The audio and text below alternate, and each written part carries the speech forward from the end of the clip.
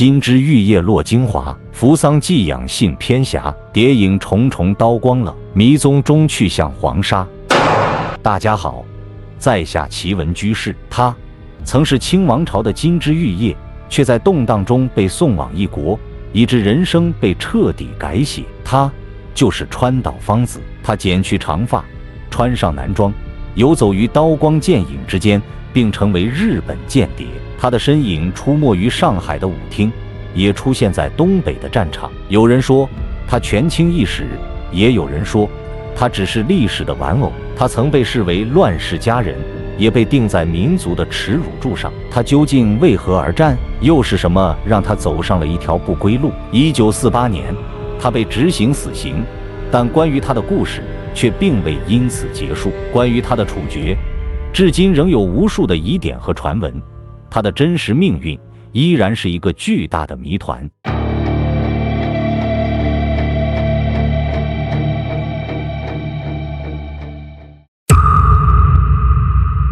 1907年，北京的肃亲王府里，一个女孩咕咕坠地，她被命名为爱新觉罗显瑜。她是肃亲王的第14个女儿，拥有着满清皇族的血统，原本应该享受着锦衣玉食的尊荣。然而，她出生的时代注定她的命运不会平凡。1911年，辛亥革命爆发，清朝的统治摇摇欲坠，最终走向覆灭。随着王朝的倾颓，显瑜的生活也发生了翻天覆地的变化。他的父亲肃亲王善祺是个不甘失败的人，他试图借助日本的力量复辟清朝，恢复家族的荣光。于是在1915年，年仅8岁的显瑜被送往日本，寄养在父亲的日本友人川岛浪速家中。从此他有了一个新的名字，川岛芳子。在东京，他接受了和风的教育，学习着日本的语言和文化。他骑着马去上学，习得一身武艺，似乎注定要与众不同。然而他的内心却逐渐被一种身份认同的迷茫所笼罩。她既不是一个纯粹的满清格格，也不是一个真正的日本女孩。她如同飘零的落叶，在两种文化之间孕育出了独特的个性和人生。她的养父川岛浪速是一个心怀野心的冒险家，他将自己的复辟梦想寄托在了这个养女身上。然而，这个家庭对他而言却并非安全的港湾。随着他的成长，养父对他的感情逐渐变质，最终在川岛芳子17岁时，他遭到了养父的强奸。这个可怕的经历彻底改变了他的人生轨迹，也成为了他后来反叛性格的根源。这次残酷的伤害让她开始对传统的女性角色感到厌倦，她剪掉了长发，穿上了男装，甚至公开宣称自己要成为第三性。她骑着马在街头飞驰，像一个风流倜傥的公子。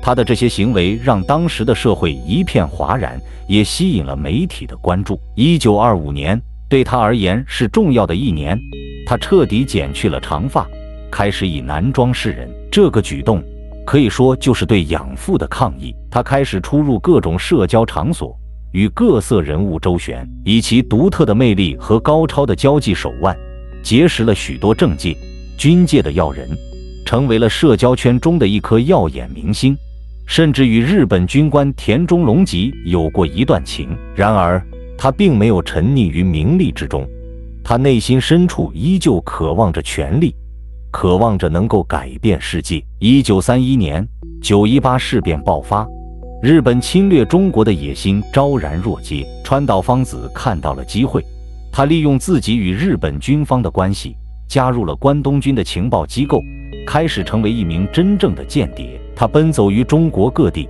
化身为不同的身份。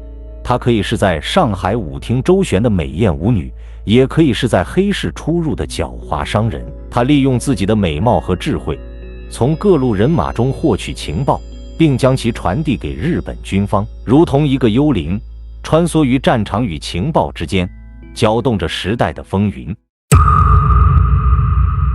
川岛芳子利用自己的身份，说服溥仪成为满洲国的皇帝。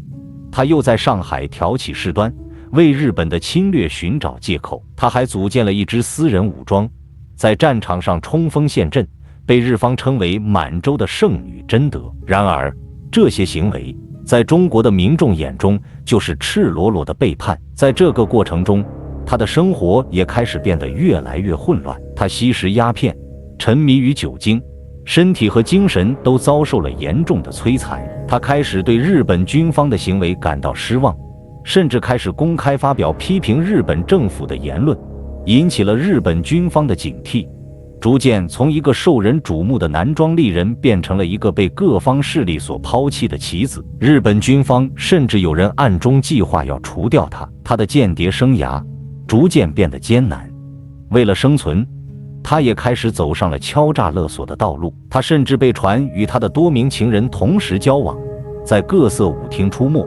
他的行为越来越出格，完全变成了一个被时代抛弃的浮萍。1945年，日本战败投降，他被指控为汉奸，并被逮捕送上了审判席。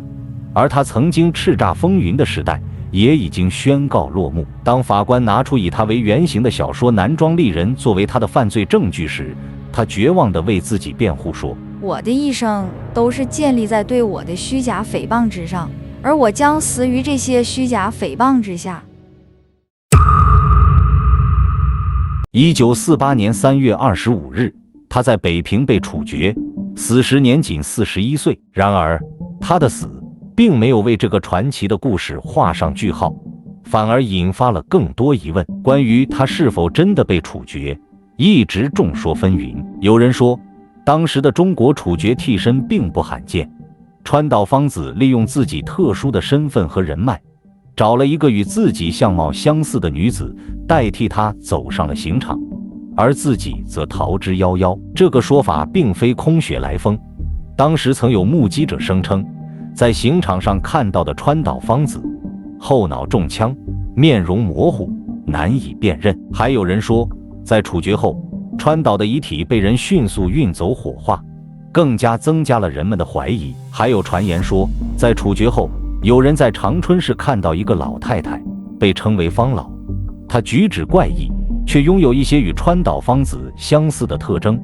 有人甚至在她的住处发现了据说是川岛芳子所绘制的画作和一些日本军方的资料，甚至有日本电视台利用科技手段对比了川岛芳子的生前照片和行刑后的照片，发现两者骨骼影像存在明显差异，这就更增加了替身传言的可信度。围绕川岛芳子的谜团还不止这些，美国国家档案馆保存着大量关于他的调查文件，包括对他的熟人的问询，对他身边人的调查，甚至还有 GHQ 对他处决的调查报告。这些文件虽然试图还原川岛芳子的真实形象，却也留下了更多谜团。例如，为什么川岛浪速从不与川岛芳子的姐妹往来？为什么关于川岛芳子的家庭照片总是出现一些令人费解的地方？这些疑点都为川岛芳子的故事增添了一抹神秘的色彩。